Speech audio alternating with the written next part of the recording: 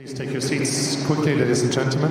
Thank you. Hello, ladies and gentlemen. Welcome to Tennis Weekly with Joel, Kim and Chris. On today's Davis Cup special, brought to you by the UTS Grand Final. Italy win the Davis Cup for the first time in 47 years. Australia finish runners-up again. And we look at the BJK Cup qualifier draw for 2024.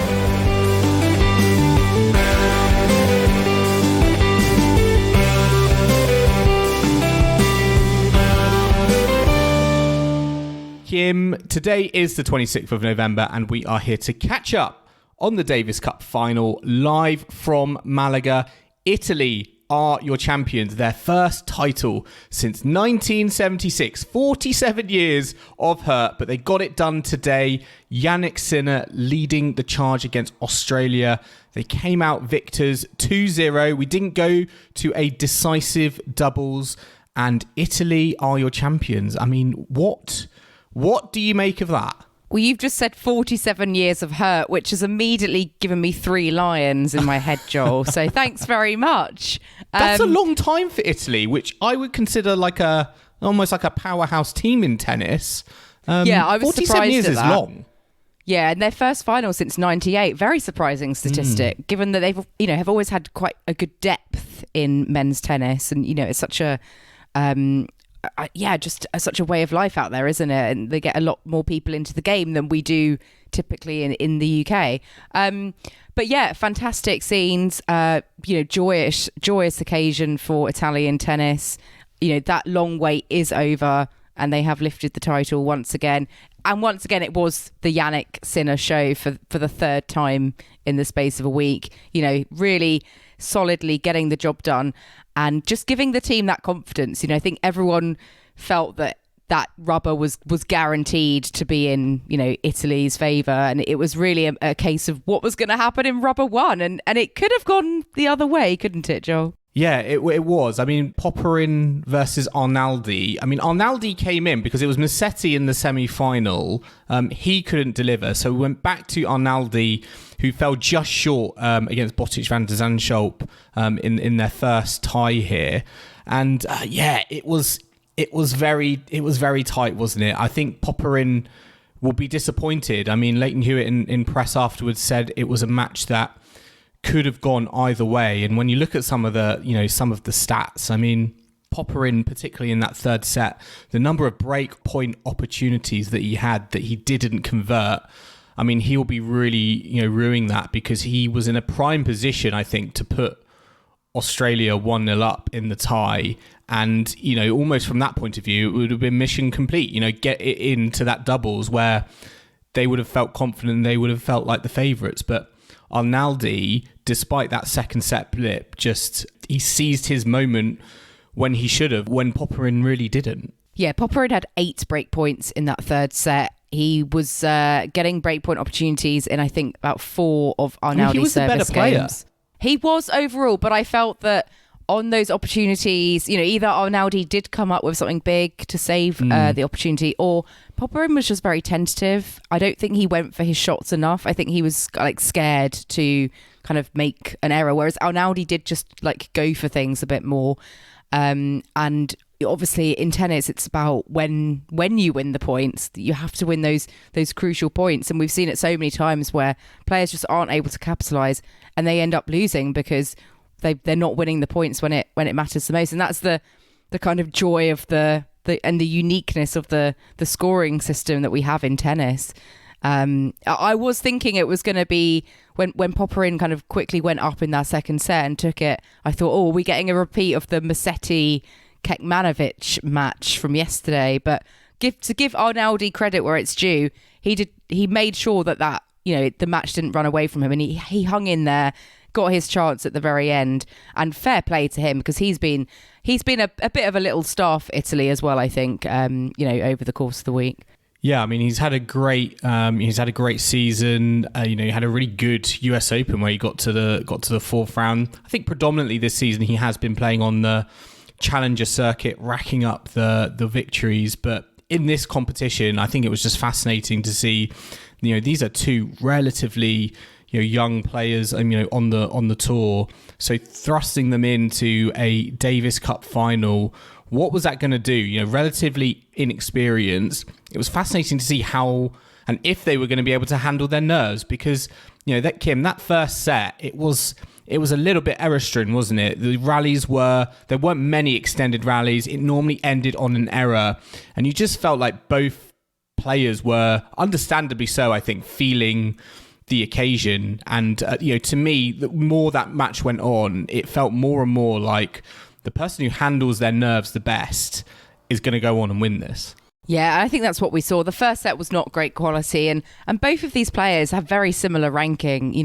Popyrin's at 40 in the world at the moment, Arnaldi at 44. So, they're basically at the same sort of, I guess, time and place in their career. So it really, was down to very fine margins, and that's what made it a very, I guess, competitive match.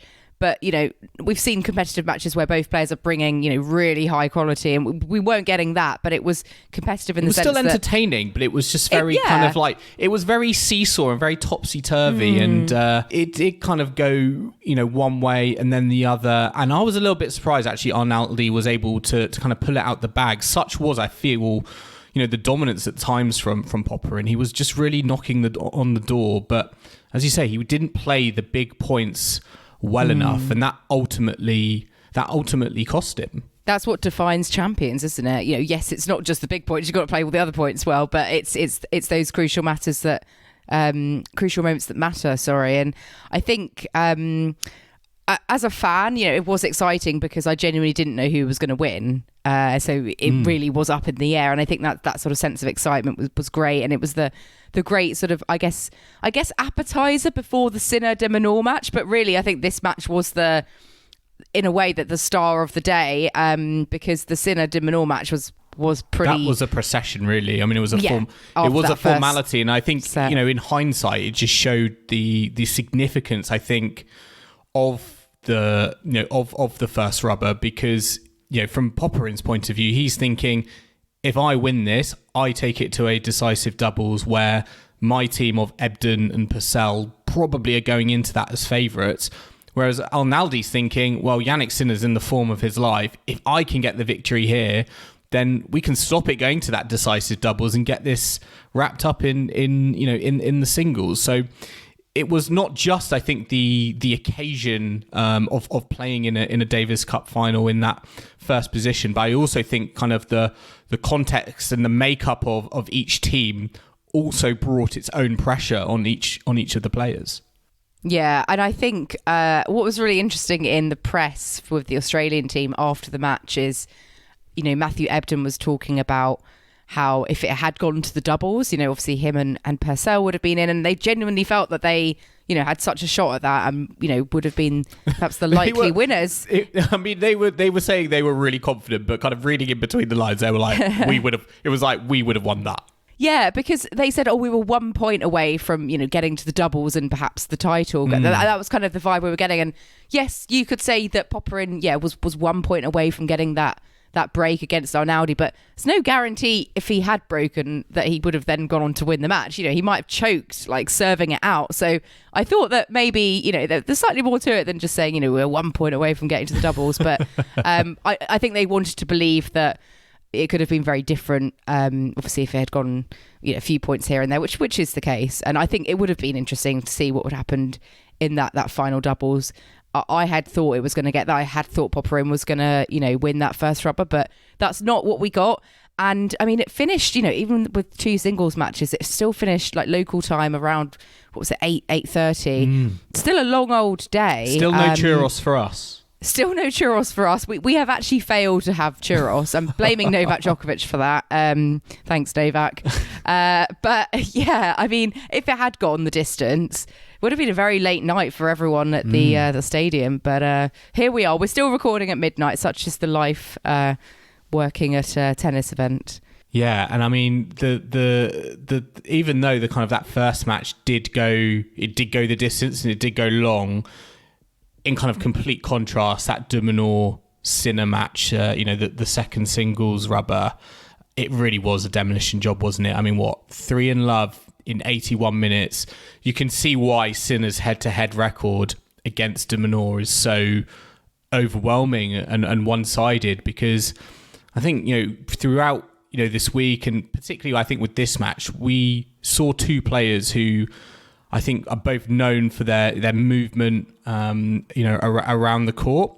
And I almost think that equalised out in this. It equalises out, I think, in a matchup like this. And as a result, it's more on, once you arrive at the ball, what can you do with it? And I think it just shows that Jannik Sinner knows, what he needs to do a lot more, I think, with the ball. And what he can technically, I think, do with the ball is just a step and a level above what de Minaur at the moment, I think, is capable of. Yeah, I think on every level, Sinner was the better player and is the better player at this stage in the career. I think Alex de Minaur, for me, is just lacking that extra, He's not special top 10 at the moment. He's knocking on the door of, I think, being in a top 10 space. I mean, he's at his career high ranking at the moment. I think he's just outside at 12 at 12, the moment. Yeah, but it's almost like when he plays Jannik Sinner, it's like, well, if you want to go higher up, you're going to need to find another gear, because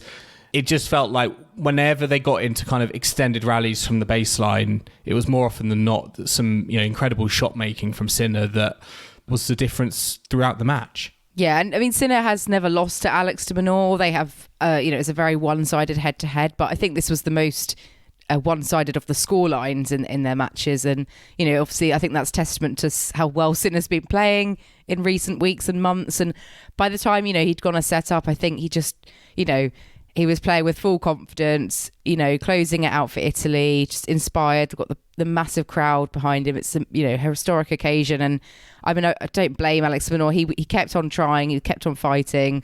He started out the match like really buoyed up and, jumping up and facing his team and his box, after every point that he won, really energized, bit of a bunny on the court. But obviously, as the match went on, he was winning less and less, and it did, start. The game was up. Ebb away from him. I don't even know if the game really got going when Jannik Sinner is playing this good of tennis. Probably some of the best tennis in his career so far. A real kind of purple patch. It just felt like de Minaur was kind of powerless to stem the flow, really, and so that second set just passed him by so quickly. And for someone almost like in the, this is like trying to make their final stand for their team, in this position, it's kind of a do or die moment. De Minaur just kind of succumbed, I feel, to the, the pressure and the brilliance that Jannik Sinner was putting on the tennis court. Yeah, and I mean, it's, hard to blame him really, but I think it probably got a bit much. You thought, I've never beaten this guy. I've got, it's all against me. And, unfortunately, like what Djokovic said, the other day in press, there are certain things that, you've got to just applaud your opponent. They're just doing better on the day. They're playing better tennis than you. And, at the end of the day, it comes down to that. And, I think Alex de Minaur's just got to find that next level, because he's a very consistent player, great mover. But when it comes up against, the top 3-4 players in the world, he needs weapons. Kind of he needs weapons. that big weapon. He needs weapons. And I think we've seen this week with Jannik Sinner, his forehand particularly, the weight of it from the baseline, it's just right up there. It can be kind of so destructive at times, but Alex de Minaur, unfortunately at the moment, it doesn't feel like he has that in his arsenal, and that is what is holding him back. I think I don't think that's a new observation. I think we've known that. I think we've seen that over this season. He's had a great season, but yeah, there's certainly things I think that he can build on if he wants to go even higher up the rankings. Yeah, and I mean, obviously Italy 2 rubbers to 0 today, winning their first Davis Cup in 47 years. They were, it was emotional scenes, a nice little, obviously, ceremony after.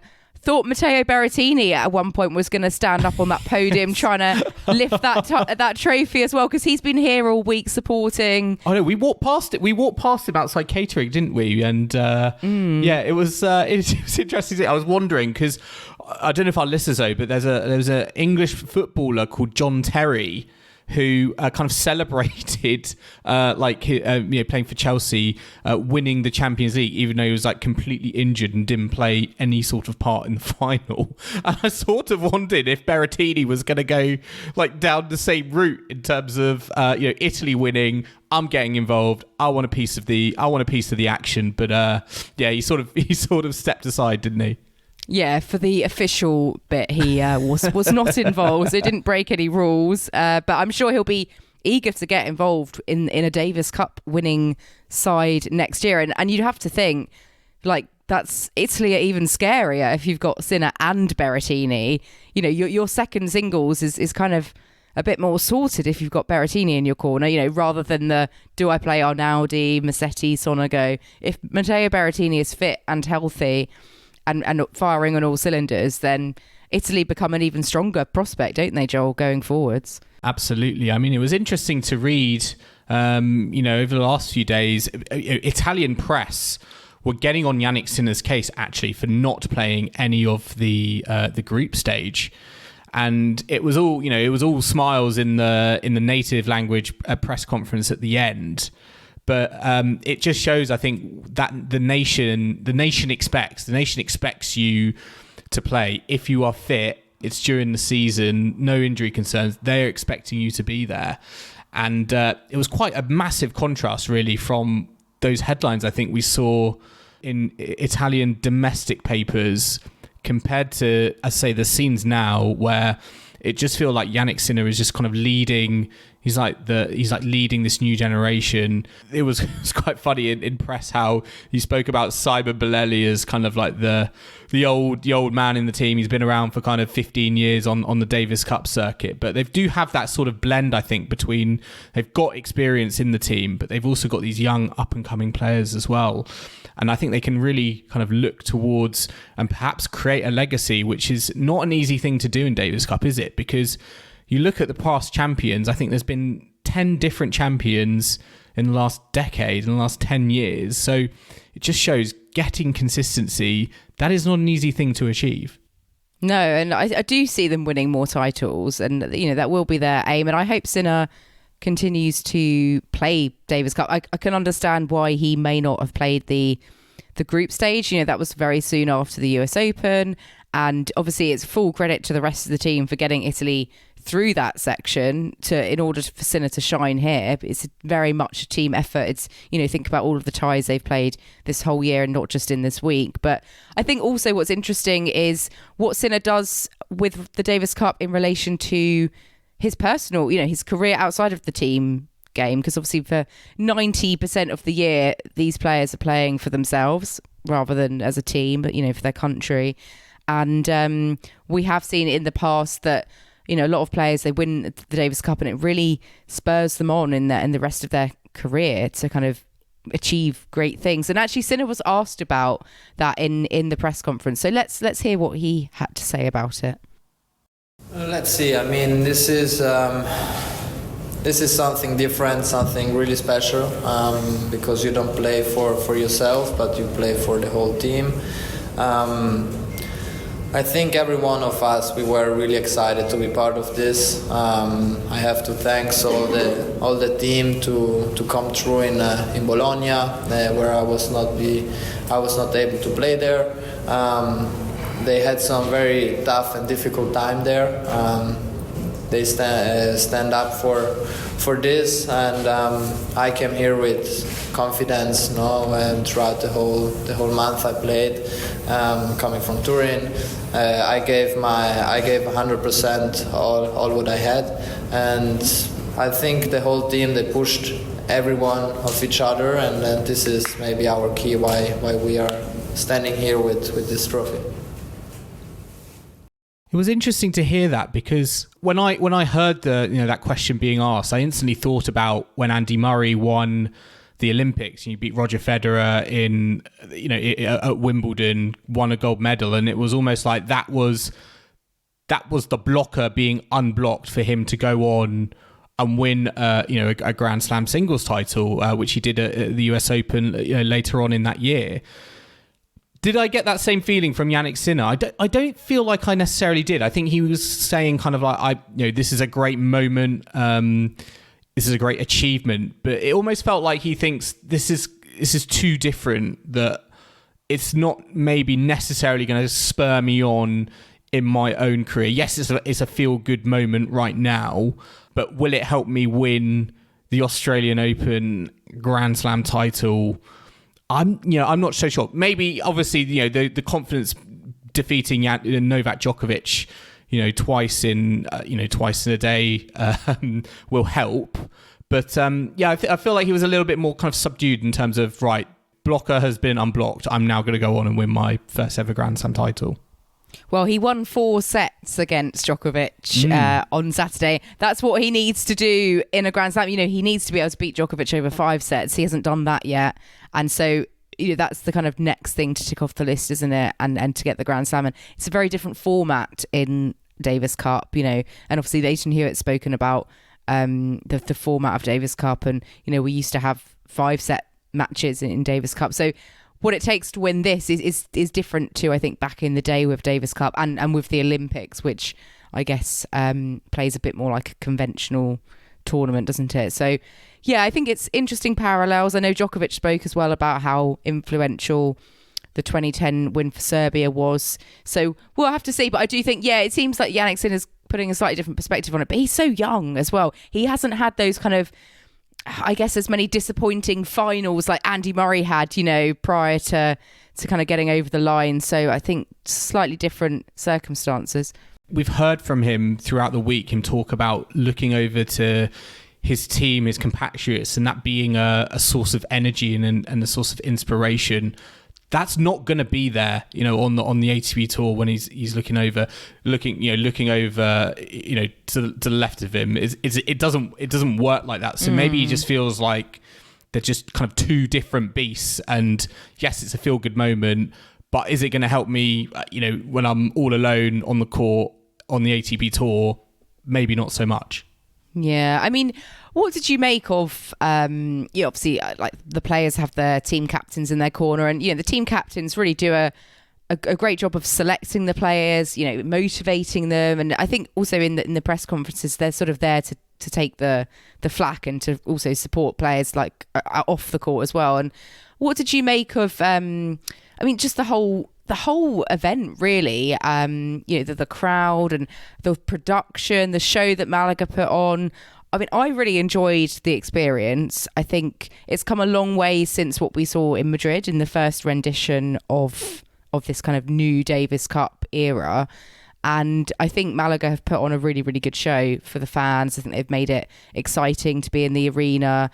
Obviously, all the kind of travelling fans and the supporter groups, it's made it has to me felt like, you've got the home fans and the crowds. But, do you still want to see a return to the old school days of Davis Cup, Joel? What's your personal opinion? What would you pick? Do you think we should stick with what we've got? I think if you were here this week, I think you could have been won over by this format. I think, we've had more or less completely full crowds. Atmosphere's been great. We've had, I think, moments where, for example, today it was a very pro-Italian crowd. It did, in that regard, feel like a home and away tie. Finland, Australia as well. There were loads of Finns in the crowd, and it felt like a home and away tie. I think it's still very kind of, I think you're either in one camp or the other, but I think the more this format goes on, and hopefully the more big players still kind of play in it, because I do think having Djokovic here, having Sinner here, and actually having that matchup did add more significance and gravitas to the event.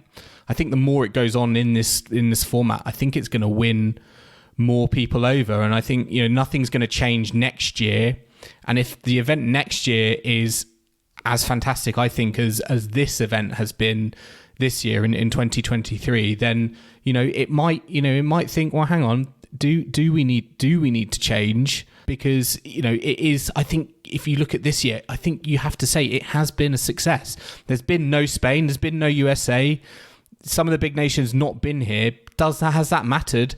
no. And I think you have to look at the format as one of the reasons that it has been able to thrive, whether you like it or not. Well, one person that is not so keen on it is Leighton Hewitt, and he was asked about this in the press conference. So let's see what Leighton Hewitt had to say about it.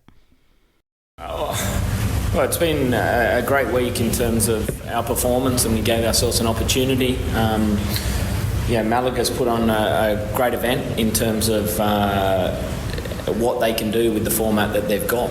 The hands are tied. There's no home and away, and there's no 5 sets, so it's not ideal. And we're playing on a surface that, I'm really sick of playing on, to be honest. That's not what Davis Cup's about. It's playing on clay, grass, outdoor elements. There's a lot of different things. So, it's obviously pretty frustrating. I think that we don't get all the different surfaces and conditions throughout Davis Cup anymore, and especially in the big matches as well.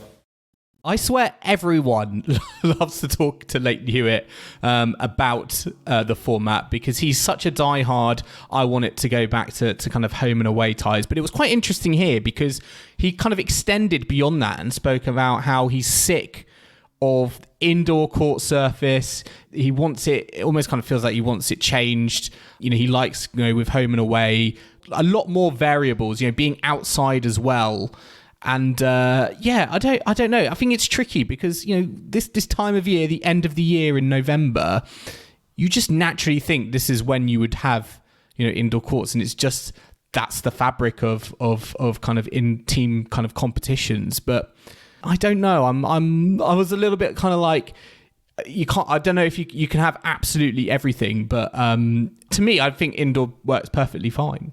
I think just because this time of the season we're playing on indoor hard courts, it makes sense. Players wouldn't really want to go and suddenly switch to outdoor clay in the middle of November. And I just think I get what he's trying to say, but would his team have fared any better, on a clay court in Chile, for example? As a random example, I don't know. Would he have said that if Australia had got the win today? I'm not sure.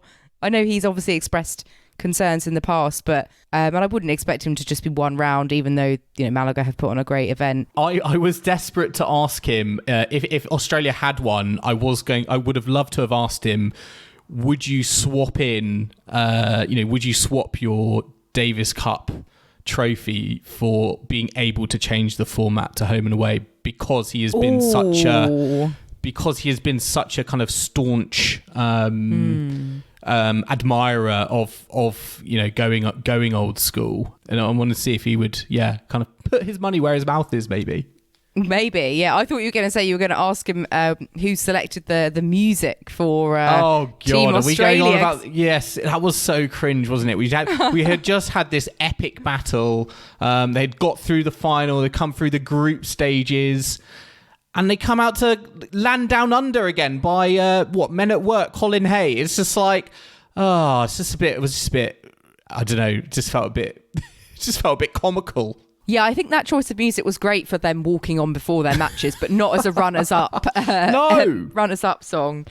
Maybe I did like a bit of Kylie there at one of the change events. I thought that was quite nice. I think you've got to the loo. You missed it. I swear you can't beat the Italian national anthem. I swear whenever I hear that, whatever sporting context, it's just so rousing, isn't it? It's just like, it is great. It just gets everyone passionate and ready to go, which I feel is just kind of, it's just what you need, I think, from a national anthem. Yeah, no, I'm a big fan of that anthem as well. It always gives me Formula One sort of vibes. So just imagine a Ferrari on the podium sort of thing. I will say, Kim, I did notice as well when they did do the ceremony afterwards.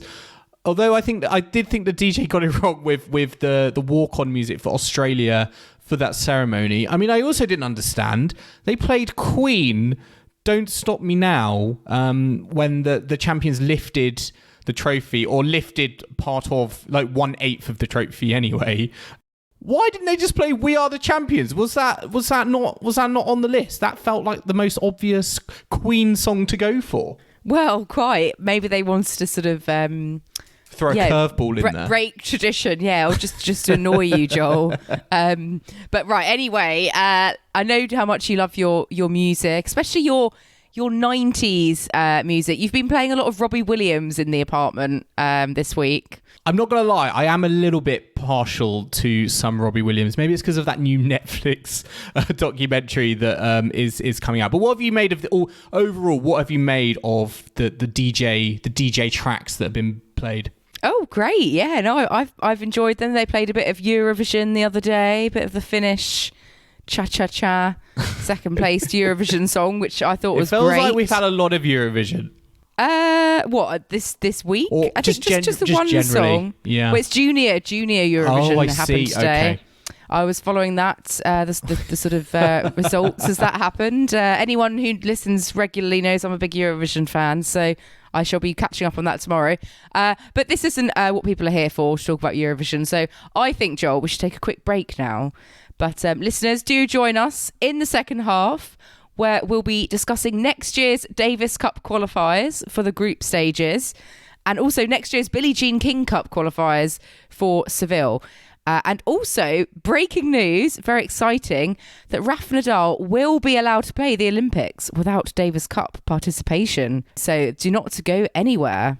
This podcast is brought to you in partnership with UTS. And Tennis Weekly is proud to be the official podcast of the UTS Grand Final in London. UTS is the world's newest, most exciting, innovative tennis league, playing an entirely reinvented game format that does away with traditional tennis rules. And the UTS Grand Final is coming to London's XL Arena from the 15th to the 17th of December. The Grand Final features the players who have won the UTS events from around the globe, guaranteeing the best of the best will be competing for the title in London. Already confirmed are top players such as Andrey Rublev, Gael, the Monfils, Casper, the Iceman Ruud, with more players to be announced, including a local wildcard. So if you are looking for the ultimate day out in London in the run-up to Christmas, then secure your tickets to the UTS Grand Final now. Session passes start from £31 and day passes from just £51 for a guaranteed 6 matches. Go to www.uts.live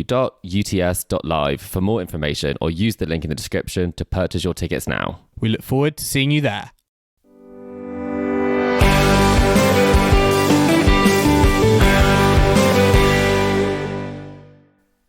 Welcome back to the Tennis Weekly podcast, brought to you by the UTS Grand Final.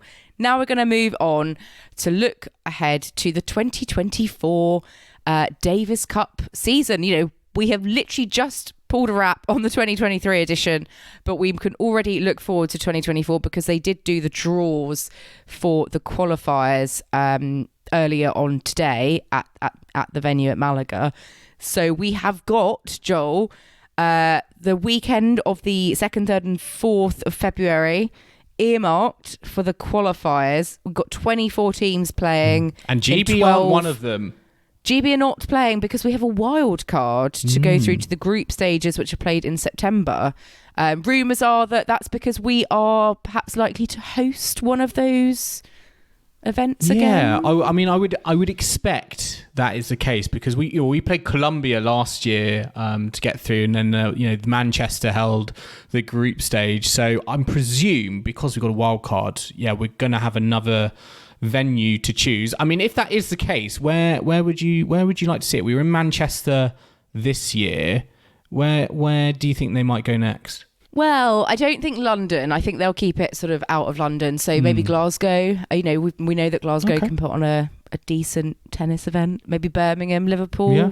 Liverpool Cardiff, had Eurovision. I feel like we haven't really explored kind of Wales yet. So maybe Cardiff could be an option. Oh, Cardiff would be good. I've been meaning to go there for a while. So 2 birds with one stone. But yeah, we do have GB and also Spain were given the other wild card. So they will both go through to the September group stages, as will Italy and Australia. They're also in that stage as well already. So we've got 12 more places up for grabs in these original qualifiers in February. Are there any particular ties that sort of stick out to you, Joel, in the mind looking at the draw? I mean It's tough. I mean, Netherlands, Switzerland, that sounds could be quite interesting, or Germany, Hungary. I mean, USA, Ukraine is interesting because I think Ukraine would be the home team, but I don't think obviously they would be able to play in Ukraine. So I'd be interested to see what location is delivered for that. But I those are where kind of my mind's kind of initially going to. It doesn't feel like there's too many kind of ties I'm like, oh, that's a genuine 50-50. I feel like there feels like a clear favourite in a lot of the ties that I can see being played. Yeah, I agree. I think the ones you've mentioned are the kind of standouts for me. I think Netherlands, Switzerland might be the kind of closest of the two. Finland, Portugal, I'm curious to see, because Finland obviously have made such a great impact on Davis Cup this season. I just hope they can go and continue it, and it's nice. I think they've got a home tie against Portugal. So I'd love to see them kind of continue where they've left off this season as well. Yeah, it'd be great to see them go on another run and get to the group stages, and who knows, get through to this finals as well. We've also had the Billie Jean King Cup qualifiers also being announced. So these are for the qualifiers that were taking place in April. It's the weekend of the 12th to the 13th of April. So put it in your diaries now. GB have been drawn away against France. So once again, we get France in that's a the shocking qualifiers. Draw. That's a total nightmare of a draw, I feel, for GB. I mean, if we couldn't beat them at home, I think it's going to be a very tall order away as well, assuming Caroline Garcia gets back from her trip from Antarctica. Oh, you mean she's not going to get stuck there and sort of live with the penguins or something?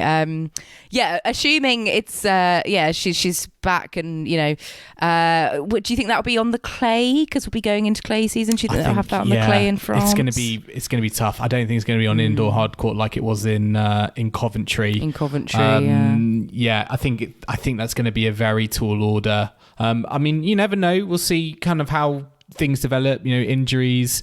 It's a busy schedule. It's a busy time of year. Some players may not make themselves available, but GB definitely, I think, have a lot of work to do. I think even just to possibly make that, competitive, I think they're going to need a full strength team and maybe a little bit of luck on their side as well. Yeah. I mean, are there any other matches that draw your eye from the 8 ties that have been drawn today? I mean, if I'm a Swiss fan, I wouldn't. I don't like the look of my draw if Iga Swiatek decides to play, because they've got Poland. So I think that could be quite tricky. I mean, USA, Belgium. I mean, I never know what singles players USA would kind of make themselves available, but you'd think they've got enough resources there to get the job done against Belgium. I think those for me, I'd say, I think it's interesting because it's obviously, it goes straight into Seville for the finals. So plenty at stake there. Yeah, so Spain, Czech Republic, Canada and Italy are straight through to the finals in November. Czech Republic with a wild card. I think Spain because they're the host city for the finals. And then Canada and Italy because they are this year's finalists. Obviously, Canada will be defending champions. So it's interesting that they get straight through to the finals, but obviously in the Davis Cup, the wild cards only go through to kind of the I mean, where do you stand on stage. Wild cards straight through to the final? Is that? Do you feel like that's fair? Do you feel like that's warranted? Do you like to see it, or do you think it should be a bit more? You got to start with everyone else. Yeah, I don't know really. I get. Last year's champions going through, perhaps last year's finalists as well. In a way, I get the host nation as well. But then if it's always going to be in Seville, then it's giving the host nation a benefit, every year. I think in that case, it should move around every single year if you're going to do that as a prerequisite for a wild card. I'm not completely sold on the idea of the wild cards. I think it's a bit random, I suppose, but that's the nature of it, isn't it? And you have wild cards for Grand Slams, so why not a wild card for the team tournaments? I suppose it's no different. Well, in I would say, do you get wild cards in the World Cup of other sports? Well, that's true. You don't, do you? No, you don't get that. I mean, you get it if you're the host, so I can understand it from that point of view. But I would say, if you're going to be living by the letter of the law of being a World Cup of tennis, should there be wild cards to go straight through to the finals? I'm not so sure, to be honest. Well, some people may agree with you, and some people have heard some news today about the Olympics. And I think some fans are not agreeing with this either. That's the news that Rafa and Carlos Alcaraz will both be able to play at the Olympics for Spain without having to have played Davis Cup, which is normally a prerequisite. So they're sort of getting a special exemption. I think also is Andy Murray for GB also given the same exception. I think details are just sort of coming out at the moment. Emerging, I think it's reported in Marca, which is a Spanish newspaper. But effectively, Alcaraz and Nadal have not played Davis Cup this year, and they need to do that in order to play Olympics next year. So it sounds like the workings are going on in order to give Nadal and Alcaraz that opportunity to go back to Paris, to Roland Garros, to have a crack at a gold medal.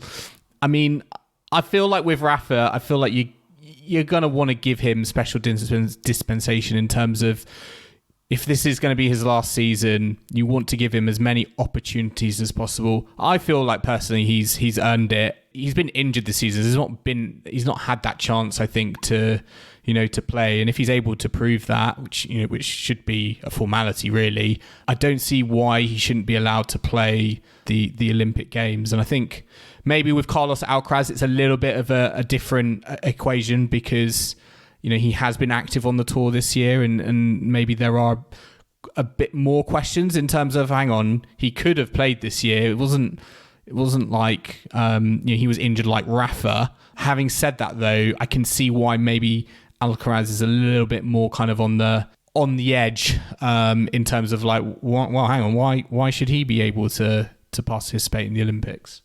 Yeah, I get that. And I mean, whether Rafa actually ends up playing or not, I don't know, because it really depends on his body, and obviously he'll be trying to be his last opportunity to, but we have seen a couple of Olympics in the past where he just hasn't been able to, so that's a long way off, but yeah, we'll get more news on that as it emerges. That pretty much brings us to a close, Joel, for our trip to Malaga for the Davis Cup this year. It's been fantastic. Obviously, we're really sad that we weren't able to be joined by Chris, who's still unwell at home. So sending him lots of love from the pod. One thing that Chris has taught us to do when we come away. I've always enjoyed doing this when we've gone away. It's our peaks, pits, and pleasant surprises. So what was good, what was bad, what was a surprising moment.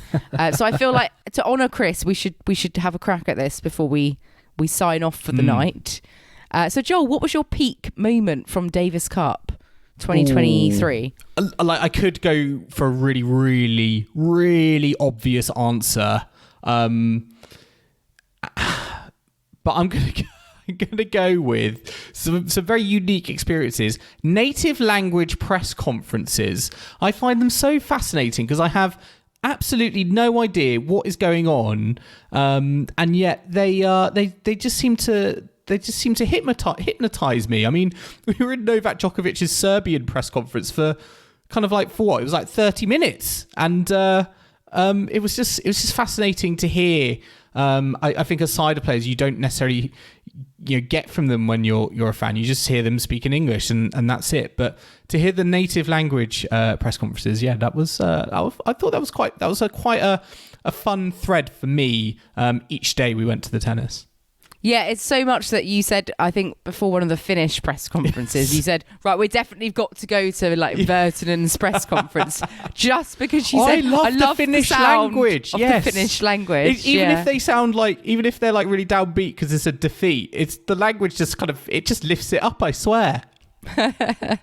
Well, no, I think that's a great peak moment. My peak moment was probably just, Jannik Sinner getting that win over Djokovic, twice in one day. I thought that was such an epic moment. One of the, I guess, most epic achievements of the year. So I think that was kind of my overall highlight. I'm really glad that we got some great dramatic tennis on Saturday. But Joel, what about your pit? Your worst moment. I mean, it's all been good fun, hasn't it? But there must be something that was slightly frustrating.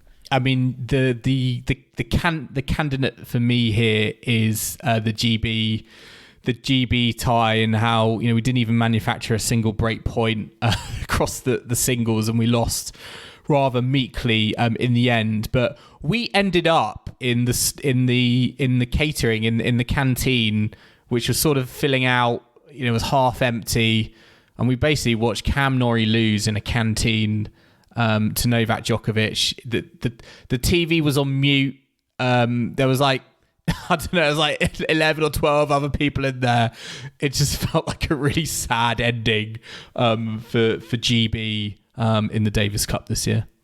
Yeah, that was a bit of a whilst we were eating our dinner. Yeah, it was quite late in the day, wasn't it? And it was just like, oh, there we go. Norrie's lost. We've lost. What about you? It was having sort of cold food. I think the lack of churros. We haven't been able to get the churros due to various reasons, mostly because Djokovic missed a backhand. However, obviously my peak you don't sound and pits, bitter about this at all. My peak and pit all rely on that match, so I can't have it both ways, can I? And also, I guess not having Chris here with us. So I think, it would have been lovely for us all to be together. But yeah, mostly it's been fantastic. And pleasant surprise, Joel, before we finish. Well, it's got to be. I mean, I feel like Jannik Sinner and Novak Djokovic has been very, very frequent answer, but it was getting another helping of Sinner Djokovic in the singles. I just wasn't expecting that. Coming to the event, and the spectacle that they put on in that match was fantastic. And to me, it was almost like it was a bonus. It was a bonus. I was almost like too set on GB and hoping GB were going to make the semis. I actually forgot what the silver lining was. And to get Jannik Sinner and Novak Djokovic so soon after their tussle in the ATP finals in Turin, in the final itself and in the group stage, that was a very, very pleasant surprise for me. Yeah, I know, absolutely. And I'm going to go away from tennis for my surprise. The beautiful Christmas lights in Malaga. I walked into the city earlier and saw some beautiful. On the main shopping street, like beautiful lights glistening in the sun. Feliz Navidad anywhere near them? They weren't, but that reminds me, I need to pre-book that same Uber driver for our return trip tomorrow, and I will put in the requests. Can you please play Feliz Navidad? Yes. Or maybe Robbie Williams. Oh, for yes, actually, can we do that co-host. better? Or maybe can we get a Robbie Williams cover of Feliz Navidad? Now that would be something, but I don't think it exists. So right. Yes, but yes, we're gonna leave it there. That's it. That's your lot for our episodes live from Malaga covering the Davis Cup. Don't forget to look out for news of our crowdfund, which is going to be coming out over the next week or so. We've also got our end of season quiz, which will be coming out next week. I've already got my questions together. Kim, I think you still need to put your questions together, but that means I've got lots of time to research the season that has been. Absolutely. Well, we expect you to go out on flying colours then and beat our scores. Oh my God, I've just literally set myself up for a fall, haven't I? Yeah. Oh, nightmare. Oh, well. Right. Yes, and we're going to obviously have content as well from the UTS Grand Final in London, so also look out for that in mid-December. But for now, listeners, I hope you've enjoyed our live coverage from Malaga this week. If you have enjoyed it, remember to subscribe to us to stay up to date on all the upcoming tennis, including the 2024 season, which is just around the corner. We're on Apple Podcasts, Spotify, and all major podcasting platforms out there. And if you like what you're hearing, then make sure to leave us a rating and review on Apple Podcasts or Spotify.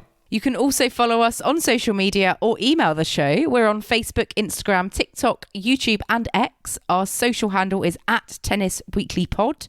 You can also purchase Tennis Weekly merchandise at etsy.com/shop/tennisweeklypodcast, or you can email the show tennisweeklypod@gmail.com, and don't forget to check out our website tennisweekly.co.uk. And we will be back next week for our quiz. And we will be back next week for our end of season 2023 quiz. You won't want to miss it. Brought to you by the UTS Grand Final. So I hope you can join us for that. But in the meantime, it's adios from Kim. Adios. And it's adios from me. We'll see you again soon.